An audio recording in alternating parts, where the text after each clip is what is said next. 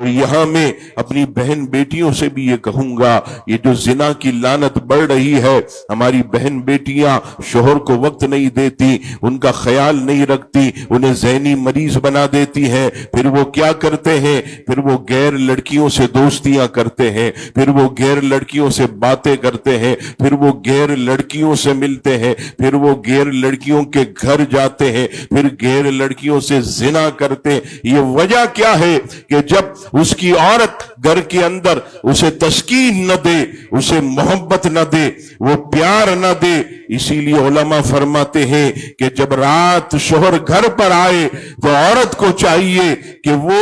غسل کر کے بالکل جو ہے صاف ستھری ہو کر اچھے کپڑے پہن کر بیٹھے، تاکہ مرد جب گھر آئے تو اسے دیکھ کے اسے تسکین ہو۔ ایسا نہ ہو کہ تھوڑا قریب آئے، بدبو کے پھپکے آ رہے ہیں، ادھر بھاگ گیا۔ نہیں نہیں، یہ علماء فرماتے ہیں کہ اگر تم چاہتی ہو کہ تمہارے شوہروں کے دل میں تمہاری محبت اور الفت آئے، وہ کسی عورت کی طرف نہ دیکھے، کسی عورت سے دوستی نہ کرے، کسی غیر سے وہ بات نہ کرے، تو تم اتنا پیار دو، تم اتنی صاف ستھری ہو کر، تم اتنی اچھی بن کر اس کے سامنے رہو، وہ مشکل میں ہو مسکرا کر اسے تھپکی دو، مشکل کا وقت آئے تو کہو میں تمہارے ساتھ ہوں، کبھی پیسے کی کمی ہو جائے اسے دلاسے دو، کبھی مال کم ہو جائے اسے دلاسے دو، نقصان ہو اسے دلاسا دو، اگر کوئی پریشانی آئے تو یہ کہو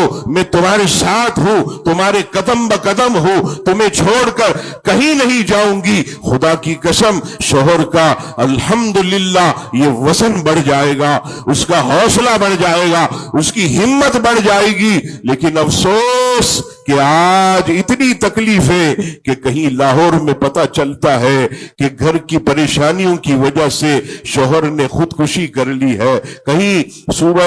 خیبر پختونخوا میں پتہ چلتا ہے کہ گھر والوں کی تکلیفوں کی وجہ سے، یعنی کیا مطلب، ارے پیسہ دے، کہیں سے بھی لا کر دے، چوری کر، قتل کر، مار دے، جا ہمیں پیسہ دے، ہمیں مال چاہیے۔ گھر والے جب اذیت دیتے ہیں، آپ جانتے ہیں کبھی کام ہوتا بھی ہے کبھی نہیں ہوتا، جیسے کل بارش کا وقت تھا، لوگ اتنے نہیں نکلتے تو بیچارے یہ بائکیاں چلانے والے، یہ دیگر کام کرنے والے، ان کے کام جو ہے وہ بالکل زیرو پہ آ جاتے ہیں، کہاں وہ 1500 کماتے ہیں، ایسے حالات میں وہ بیچارے 200-300 روپیہ کماتے ہیں۔ تو ایسے میں جو ہے یہ ضرورت ہے کہ عورت جو ہے اور گھر کے ہمارے بچے، ہماری بچیاں یہ شوہر کی عزیزان گرامی حوصلہ افزائی کریں، انہیں تکلیف نہ دیں۔ کیا ہوا آج کام کم ہے، کوئی مسئلہ نہیں، ہم چلا لیں گے، تم فکر نہیں کرو، اللہ تعالیٰ کل عطا کر دے گا، پرسوں عطا کر دے گا، کوئی پریشانی کی بات نہیں ہے، چٹنی روٹی کھا لیں گے الحمدللہ۔ اس سے کیا ہوتا ہے، گھر میں محبت پیدا ہوتی ہے، کوئی ذہنی مریض نہیں بنتا۔ آج آپ دیکھیے کئی ایسے بہترین نوجوان، لیکن جب انہوں نے شادیاں کی گھر کے ٹارچر کی وجہ سے شوگر کے مریض بن گئے، بلڈ پریشر کے مریض بن گئے۔ کیوں؟ یہ گھر کا ٹارچر ہے۔ جسے گھر کا سکون نہ ملے وہ تکلیف میں آ جاتا ہے، وہ پریشانی میں آ جاتا ہے۔